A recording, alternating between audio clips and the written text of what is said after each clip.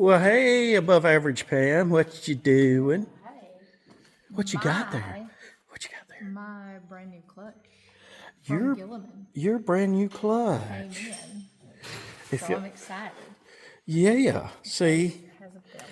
average Pam figured out that if you want something new, break the old part, and then brand new cover for the gasket, a seal for the clutch box, brand new belt. What else is in there?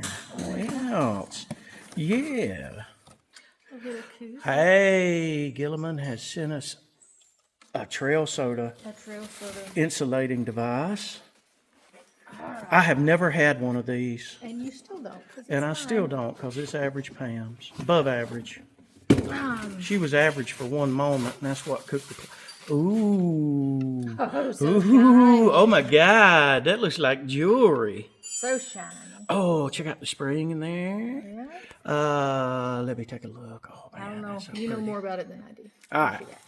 What we did, and I'll show you right quick. Well, let me rephrase that. What above average Pam did was smoke a clutch. I don't mean, ooh, it got a little warm. Here's the old ones. These were the Polaris factory clutches. And let me show you what happens when you put a high quality belt on an OEM clutch that's not designed to do what we've been doing. We put a Hunter Works belt on this clutch. I am now firmly convinced those things are bulletproof. You guys see that? I'll try to get this phone in and the freaking thing won't zoom. Zoom. Zoom. Well, there you go. That belt hung on long enough and heated this clutch to the point that you see the missing material, that turned liquid. And when it mixed with the air and pieces of fiber leaving here, it created a ball of fire like you wouldn't believe under the rig. So we were trying to figure out what that was. And what it was is that Hunter Works belt with a little over 2 hours on it hung in there so long that it actually overheated the sheath, melted it, it's cracked, basically toasted this clutch. The ball of fire was what really got my attention. But come to find out, these Polaris clutches use a pretty high magnesium alloy. Adding magnesium to aluminum makes it very, very hard. But if you've ever studied metals much, when magnesium catches fire, it burns very bright, very hot. Very blue, I hear. A bluish white, and guess what? A water won't extinguish it. What happened was, see, here's what happened. We put big tires, arched A-arms, we did a bunch of work to this General, but we were still running the stock clutches. Well, above average Pam got in a swamp and had to back up and pull back to a hole. Well, when she hit it with furious vigor, unfortunately in high gear. And because we have tall tire and everything else on this thing, it overloaded the belt. But before the belt shredded, it took that clutch out with it. There's still pieces of belt. Yeah, we're still finding pieces of belt everywhere. Well, as that clutch melted, it ignited the aluminum and magnesium alloy. There's a vent off the other side of this box, and chunks of that were burning coming out of that vent, making it appear as if the whole rig was on fire. It was quite exciting, but what we're doing now, oh, let's look at the other one. That is so pretty. Look at that thing. I know. Close to normal. Caleb likes it too. Close to normal, gets his approval. Now, when I called Gilomen, I told them what tire setup we had, everything that we were doing, and they actually built this clutch up for what we're doing here. So, in the end, we're going to have better clutching actually set up to run these up to 33-inch tires. There's a mild tune on this rig, aftermarket Assassin's exhaust system. So between the little bit of extra power, the taller tires, we needed to upgrade clutch. I'm hoping that our weak point remains axles, because it's far cheaper to replace an axle than it is to rebuild a differential or a transmission in this case. Oh, look at there. Oh my God, she's so fresh. Oh, that's the improvement too. See, they run on the older clutches, they had a square puck style. This clutch is running the round. It'll be a lot smoother.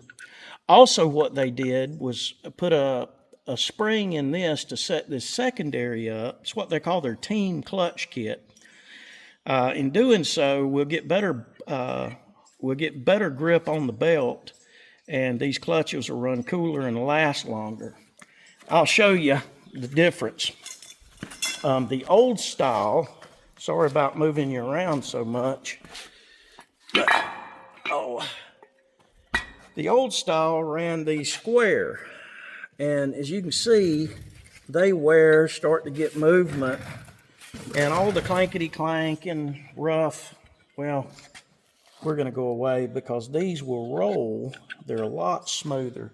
So what we're about to do, we're building back up. Honey Badger, the General, will be coming back to life and ready to do swamp duty. And God, it's really neat. It's like a blessing having brand new parts. So we're going to go back with their belt, their primary, their secondary, their setup. Now, the last thing, and I talked to Miss Susan at Gilomen, they're a family company, and they're the nicest people. You call, and they'll just talk to you on a telephone. It's absolutely amazing. But one other thing after talking with her, and I've done this before, but these arms in this clutch are actually weighted.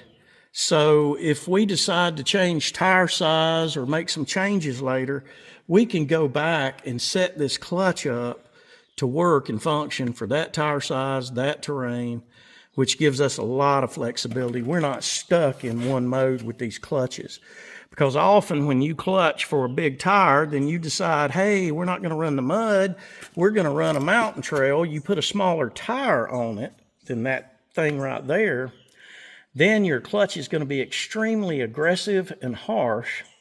So this affords us an opportunity to clutch as we need to, so that no matter what we're running, we're going to get smooth clutch engagement, good bite on the belt, and hopefully some worries will go away.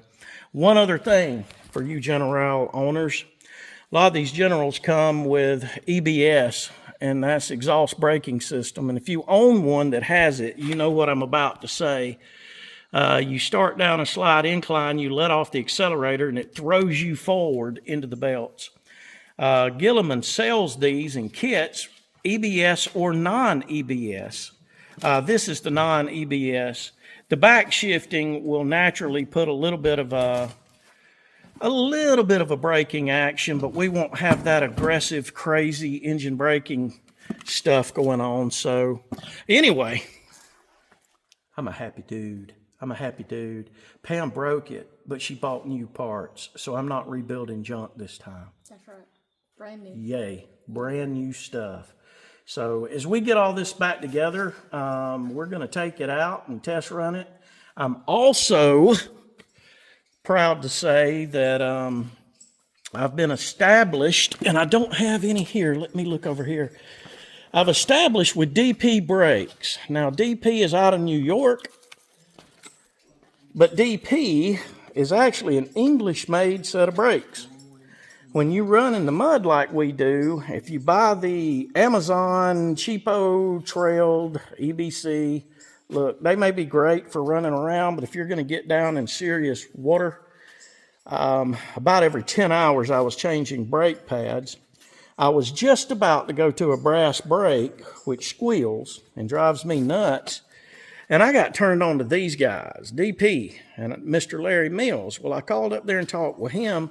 This particular brake setup is designed for a very rough service life, and they'll last in the mud. So what I'm going to be doing after talking to Mr. Larry, I'm probably going to do some brake testing. I don't just get on and say, hey, this part's great. Nobody pays me anything to do this. I've never made a nickel. So the deal is, if I tell you I'm buying a part, it's got nothing to do with Jay gets paid, because Jay don't get paid. It has to do with the fact that I trust the part. So I told Mr. Larry, I'm going to buy your brakes. He's a great guy. I'm going to throw a left side and a right side set of 2 different types. We'll do a thickness measurement. That way we don't have to wait a long time to get the result. We'll take it out. Same trail, same time, same pressure, same everything. We'll do a measurement with a caliper or micrometer. Then we'll come back, do another measurement after, say, 10 hours. And we're going to look and see what the difference of the wear is. These are not much more expensive, but I've got a feeling that they're going to be well worth it. We'll know for sure. If they suck, Average J will tell you these suck. Buy the cheap ones and buy them by the gross. But I got a feeling this is going to be a hell of a good pad. I've already put 1 set on the 4-wheeler. I've got 1 set for the Razor. So we're going to be testing this stuff. Now, Gilomen, I've run before. They've got stuff in my Razor. There was some Gilomen upgrades in those factory clutches. So them, I'm pretty confident in what they're doing, and I'm very comfortable with the idea of having them on board. DP's new to us. Hopefully this is going to be the solution, because changing brakes every 10 to 12 hours is expensive and it's a hassle. So even if you have to pay up a little more, God, it would be worth it not have to break all of this stuff down to do that. So as we're moving along, we'll keep you involved. We're going to get these clutches put back together. We're going to get Honey Badger back ready for the trail. Figure out what above average Pam can break next. But as long as she keeps buying new parts, I'm good to fix it. Hang in there with us. All right, increase the RPM, 3,000. Folks, that's what quiet clutch sounds like. That is Jay. He is our fur-bearing 4-legged dino. So far, he's improving. Now, what we're doing, all right, bud, you go ahead and shut her off. We put these clutches on, and what we're doing is you do about a 30-second run in park at around 3,000 RPM. That gives these belts, these clutches, time to kind of settle in. Then we're going to check to make sure that the belt, hang on just a second, close to normal, Caleb can zoom in. What we want to do is make sure this belt is centered on this main pulley. If it's to one side or the other, Gilomen sent some shims to shim your secondary in and out just a little bit, because what you don't want is it continuously riding on one side of the belt. Not only does it induce premature wear, but it's hard to get them in and out of gear. They clunk. So if your belt's good and centered, we can add shims if needed. Right now there's no shims, and we did this little test, and we're going to find out. And they say insert a sheet of paper on each side, and of course we can't get that camera down in there, but as you can see, it's passing easily. And we're going to do that on the other side, and if she's setting in there nicely, there's no need to shim. Well, close to normal, guess what? We got good alignment. So all we got to do now is torque these. I think this one's 80 foot-pounds, the primary. 85 and then 43. 85 and 43. Now that's an important part to get this torque right. So now that we've put them on, we've run them, oh my God, it's so much quieter than the stock Polaris clutch. Now that Polaris clutch has been on this thing for 8 years, and it's been through hell, so I'm not putting it down. It's a good solid unit. But this is superior. So long and short of it, we're fixing to put Honey Badger back together. It's Furry Dino approved. It's passing all of its quality control checks. We're going to give Average Pam something as close to bulletproof as I can give her. And then she can take Honey Badger and do some swamp donkey stuff. We'll be back with you.